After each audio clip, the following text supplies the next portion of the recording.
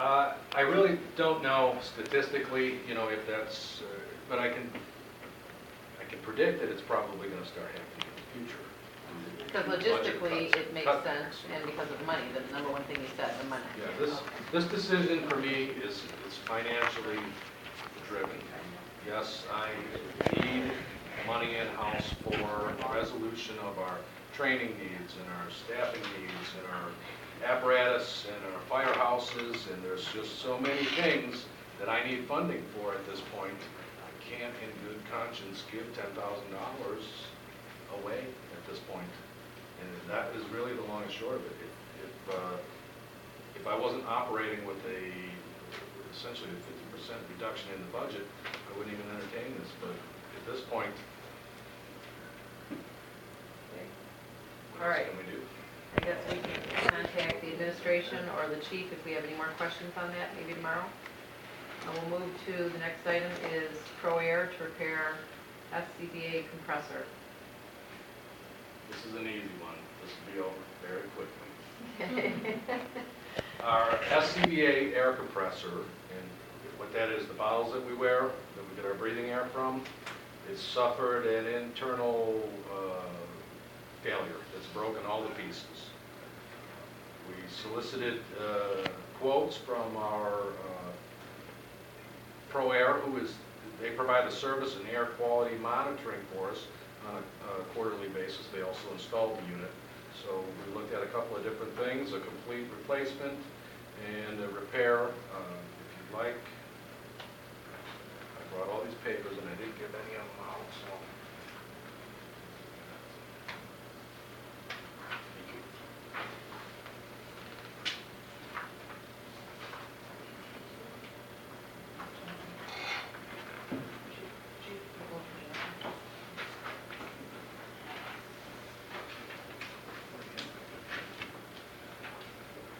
So we went with the lowest priced option, and I'm hopeful that you approve it. We need to get it repaired fairly quickly.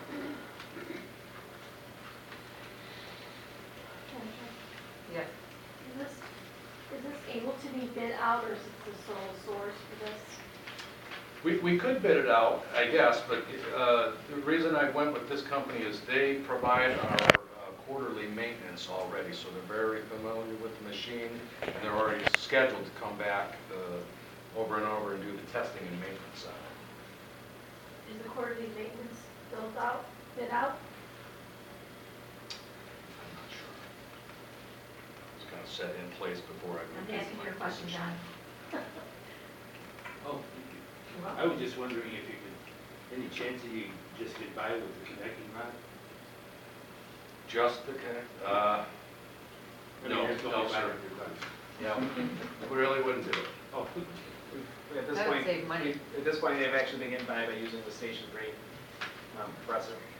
So this is the Station 1 compressor. We have a backup right at Station 3, so we've been driving down to Station 3 to fill our bottles. The thing that is also beneficial about this generates a higher pressure than the one at Station 3, so I don't want to get into all the technical mumbo jumbo that you won't probably understand, but it's important that we get this one fixed for future rescue operations.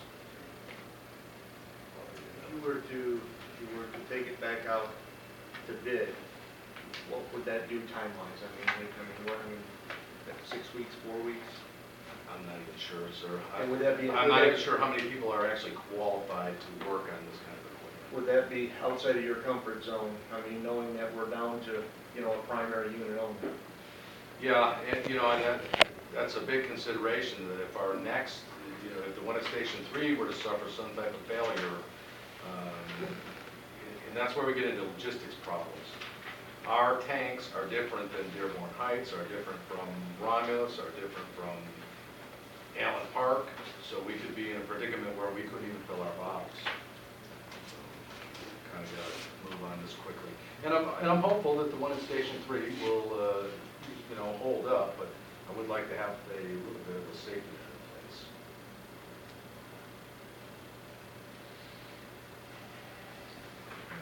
Chief, how long will it take for this repair to take place? can't say for sure, but, you know, they indicated it was a fairly significant fracture of the, you know, essentially the guts of this motor. A couple of days probably, once they secure the parts and assign a man to it. I would So- imagine 2 days. So everybody instead of Indiana, they drive up here and do the repair on site? Yes. And this cost is, it includes all their travel time, this is an out the door? It's everything.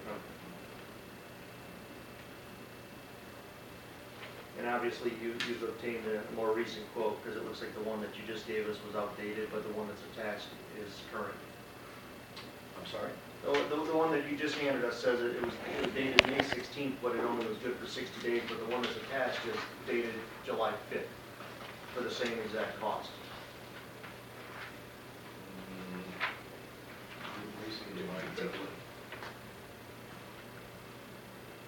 That's the one that's attached to the item, which is the same exact cost, but it's got a different date. And then the one you handed us was dated May 16th, but it only says that it's good for 60 days. Okay. Where did this come from? That's the backup. That's the backup. I'm not sure, but it says July 5th, so we'll go with that. Okay. I mean, I actually didn't recognize the date on there. Okay. Did this go through purchasing at all? Any of this? Not yet. Not yet?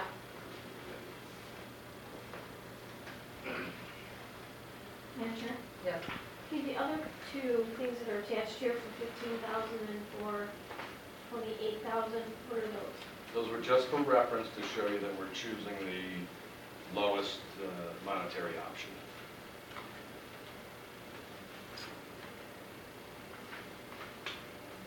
So one is probably a new unit? Right, they quoted us to repair it, to replace the block, and then to replace the entire unit. Do they suspect that there's potential terminal damage to the block? Or, I mean, I see that this only includes the rod, 2 pistons, the first and fourth stage piston, and then the first stage cylinder, but, you know, then this back here talks about the block, I mean. Well, that was for a versus a field rebuild. Oh, Then okay. they plucked one off the shelf and Gotcha. run it over and bolt it down. Okay.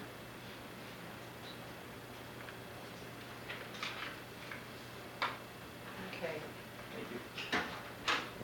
So there are other companies that do it, but time is of the essence here. Is that the idea? Actually, our last vendor that was handling our air systems, they've gone out of business, so I think that the field is kind of narrowing as to who's qualified to do this repair and air sampling in particular in this area. And the brand is what? It's actually a Mako compressor. Okay. Do they have to be NFPA certified, or is I that? believe so, yes. Yeah. And they do air sampling to NFPA requirements. So when the machine is running, they draw a sample, send it to a lab for testing and make sure that we're not going to be breathing carbon monoxide or some other byproduct of combustion. Sure. Good, thank you. All right, we're going to go to the next item. And that is extension of the property maintenance contract. Didn't you just do this? I think it was postponed. On the CBA. No, that was for Oh, community development with sorry. strengths. Landscape innovation. And this is for the general maintenance, grass cutting in the borders and demolition. So quite a small budget for everything that we're going to try to accomplish here. Okay. So there was an extension clause for Louie landscaping, and the fire company was, they were doing a good job. I know we had a lot of complaints this year due to a lot of wet weather, so they're back with due to wet weather, but I think Mr. Towers had a complaint last year. They got out there that same day. I was going to ask, did you get a chance to follow up Yeah, with they got out there the same day. I just wanted to make sure it wasn't us, our property, because that was brush burning and logging, but that was private property that was done. You know, Rocky, it seems like, you know, again, I don't know if it's the rain, I don't know if it's the manpower, I don't know what it is, I don't know if it's the budget. It seems like you're getting, especially in the foreclosures, a lot of complaints, you know, with tall grass and, you know, just, is there, do we have you know, what is the standard that we're going in on the foreclosed homes? You know, how bad are we letting them get before we act on it? So 8 inches is our ordinance. Well, what we do, especially if we know it's a foreclosed home, we'll get in contact with the bank, and we'll say, listen, we're gonna be cutting this thing, we'd rather you cut it. Our ordinance 8 inches, most of them do comply, because they'd rather pay for the service as much cheaper than getting a ticket, and for us, pay for us to actually cut it for them. Do we go out and seek those, or do we wait for people to complain? It's a mixture of both. There's 6 sections in the city, and our ordinance guys go out there while they're also doing inspections, and they cover their ground, and of course, people let us know. Let me answer that, because Jamie and I were discussing that as well today too, because we were dealing with one that had 9 write-ups and hadn't been cut. Obviously, it was a wet weather issue because there was still standing water on the property. But what we're looking at is the possibility of amending the ordinance, because right now it requires us to ticket, notify them that we're cutting the grass concept. So we have to do that every single time we do it. So we might, you know, if we have to cut them 3 times during the season, we've gone through the whole ticket process and notification. And Sean Donovan was talking about the one property right behind City Hall here, on Pine Street, that he ticketed right away first thing in the season, because it's always, consistently a problem, because someone's taking care of the property. So to look at the ordinance to see whether or not we can draft language that once we've ticketed it, once we cut it the first time, can we put it on a 2-week schedule where we always cut it until they notify us that somebody's taking possession of the house and now taking care of it? It's the good and the bad. Obviously, it's ordinance cuts, and we're not getting money directly from those, and we're hopefully, when the tax bills are finally just paid or something, come back to us. I just look at, I try to put myself in their shoes, and I look at, how terrible it is to have to walk in your backyard or your front yard and see some of the stuff. Like the guy over there, it was shoulder height. I don't have a clue how many times we ticketed that property owner, or who the property owner even is, I don't know. See, the issue with that, if we don't get the calls, you can't see them from the street, we're out of Well, I luck. could see this one from the street, yeah, it was a tear down, the house was demolished a few years ago, so it was just an empty lot. And it was on the corner as well, so, yeah. And there's been a lot lately, it seems like, and they're not 8 inches or 10 inches, they're, 40 inches. Well, that's the thing, we have to wait till they get 8 inches, or somebody calls back on the 8 inches, sometimes they wait till it's a foot. We're not. Well, we may get that talk from some residents too. They may recognize they've called to put in the complaint once, and we've been out there to cut it once, and then they automatically assume that we're cutting from that point on. We even had one today where somebody was out cutting the neighbor's house. They asked them, "Are you the bank or are you the city?" They said they were the bank. Well, then somebody was out there cutting the grass 2 days later. Was that because we sent out an ordinance cut and they just went out and ran the mowers over it even though it was cut? And see, that's Bill, I gotta, track that one to see if, it was us sending our people out 2 days after the fact, it was cut. They just went over it. But I mean, that's kind of that process that right now it's, whether it's the call of the residents, neighboring that continue to do it, whether they unfortunately give up because, calling again on this thing is only take forever. And expecting that we just know that nobody's taking care of this property, we should be cutting it.